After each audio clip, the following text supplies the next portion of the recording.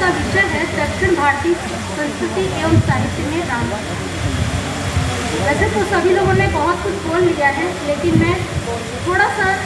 संक्षेप में ही बोलूँगी। आज भारत की संस्कृति में विभिन्न रूपों को अभिव्यंजना के माध्यम से राम की छवि का चरित्र का जो अवलोकन करती है और हम लोग को दिखाती है, वो असंभव है। राम सब नहीं खींचे उत्तर भारत में ही आराध्य नहीं है, राम दक्षिण भारत में भी उतने ही आराध्य हैं जितने कि उत्तर भारत। अगर उनकी जन्मस्थली रही है, तो अगर हम ये कहें कि दक्षिण भारत उनकी कर्मभूमि रही है, तो ये अतिशयोक्ति नहीं होगी, क्योंकि रामायण अगर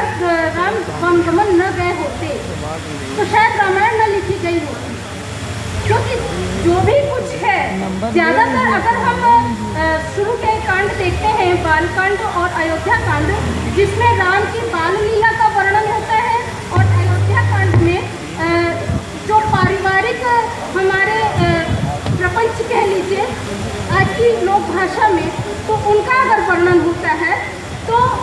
हम यही कहेंगे कि कहीं ना कहीं उसके बाद जब हम आते हैं और राम का वनगमन होता है, तो पूर्णतः पूरी रामलीला का जो चरित्र है हमें वहीं से मिलता है। चाहे वो अरण्य कांड हो, किष्किंधा कांड हो, जहाँ की सुग्रीव से मित्रता की बातें आती हैं, सुंदर कांड होता है, लंका कांड, ये सारी चीज़ें हमें राम के आदर्श और सारी चीज़ें हमें यहाँ से ही मिलती हैं। और मैं जब दक्षिण भारत में राम जाते हैं, तो वो हमारा दक्षिण भारत का जो क्षेत्र है, दंडकारण्य, पंचवटी है, ये सभी चीज़ें हम लोगों को राम के ही उस वहाँ पे जो उनकी लीला रची गई, हमें रामायण में उन चीज़ों से मिलती है। रामानंद सागर जी ने जब रामायण की रचना की थी, तो उन्होंने सभी जितने भी हमारे, चाहे वो दक्षिण भारत के जितने भी रचनाकार रहे हैं, हमारे और भी देशों के रचनाकार रहे हैं, उन सभी का उन्होंने उल्लेख किया था कि मैंने इन सभी को पढ़ा है और उनको पढ़ करके मैं अपने इस धारावाहिक की रचना कर रहा हूँ। और कहीं ना कहीं अभी कल भी रामलीला की बात हुई, क्योंकि हमारे जो लोग हैं बच्चे, वो रामलीला के विषय में नहीं जानते,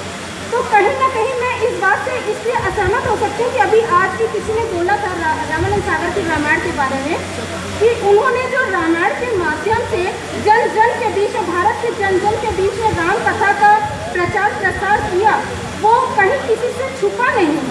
और वो इसलिए इतना प्रचार प्रसार हुआ क्योंकि उन्होंने कहा था कि कई बार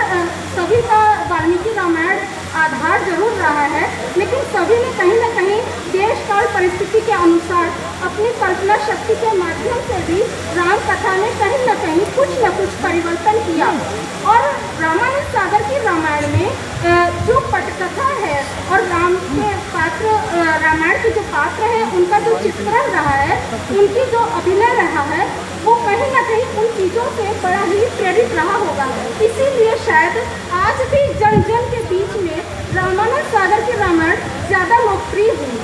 तो अब मैं उससे इतना होकर के सिर्फ छोटा सा ये बताना चाहूँगी कि कुछ जो दक्षिण भारतीय भाषाएं हैं, उनमें रामायण की क्या बातें हैं। केरल में बोले जाने वाली मलयालम भाषा में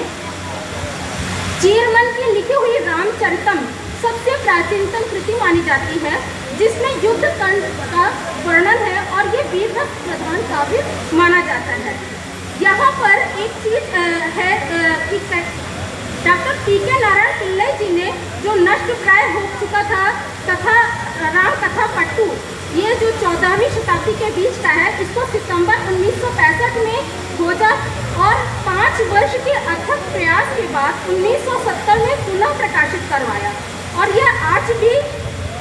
मलयालम भाषा को बोलने वालों के बीच में बहुत ही लोकप्रिय है। मलयालम में जब किसी को सख्त निर्देश देना होता है तो कहते हैं सुग्रीव आज्ञा, मतलब अटल आज्ञा है, ये सख्त निर्देश है।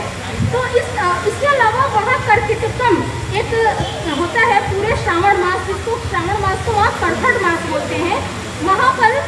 रामायण पढ़ने की परंपरा चल रही है। कर्नाटक की जो है कन्नड़ भाषा में जैन रामायण परंपरा जो थी सर्वाधिक प्राचीन थी, और कन्नड़ के आदि कवि पोन्न ने भुवनई एक रामाभ्युदय नाम का रामकाव्य लिखा था, जो ये राष्ट्रकूट सम्राट कृष्ण के दरबारी कवि थे और इन्होंने अपने आश्रयदाता के चरित्र का समीकरण राम के साथ कराया। जैसा कि कल श्रीवास्तव सर ने भी बोला था कि राम का जो समीकरण जितने भी आश्रयदाता होते थे वो अपने शासकों के साथ करते थे। तो ये कहीं ना कहीं हम लोग को इससे मिलता है। तमिल भाषा में कंबन ने जब इरावतारम, जिसे कंब रामायण के नाम से भी जाना गया, इसकी रचना 1178 ईस्वी से प्रारंभ की और इसका आधार वाल्मीकि रामायण थी। इन्होंने जैसे सीता स्वयंवर, रावण द्वारा सीता हरण का जो प्रसंग है, इसमें कहीं ना कहीं कुछ परिवर्तन भी किया था। जैसे उन्होंने कहा कि रावण ने सीता का स्पर्श न करके उन्हें कुटिया सहित ले जाता है, जबकि आध्यात्म रामायण में वर्णन है कि रावण उस भूमि के साथ सीता को अपहरण करके ले जाता है। तो ये सबकी अपनी अपनी कल्पना शक्ति का द्योतक है। आंध्र की तेलुगु भाषा में राम कथा के मार्मिक प्रसंग है और आज भी उसमें काफ़ी कुछ रचनाएं होती ही जा रही हैं। मराठी भाषा में के जो प्रवर्तक है राम कथा के, संत एकनाथ को माना गया और संत एकनाथ जो कि संस्कृत के प्रकांड विद्वान थे, फिर भी उन्होंने लोक भाषा में राम कथा को प्रस्तुत किया। यहाँ भी महाराष्ट्र में भी चातुर्मास में जो भी महाराष्ट्र का धार्मिक जनमानस है, वो जो है रात्रि के समय राम कथा को रोज पाठ करता है और उसे श्रवण करता है। इसके अलावा वहाँ समर्थ रामदास मोरोपंत जैसे बहुत सारे मराठी रचनाकार भी हुए। उड़िया भाषा में भी राम कथा के जो है लिखित रूप 15वीं शताब्दी में सिद्धेश्वर दास की विचित्र रामायण से मिलते हैं। उड़िया भाषा में प्रसिद्ध कथाकार बलराम दास ने वाल्मीकि रामायण को आधार बनाकर उड़िया भाषियों के लिए रामायण लिखी थी। उन्होंने जगन्नाथ मंदिर में जगमोहन मंडप में बैठ करके इसे रचा।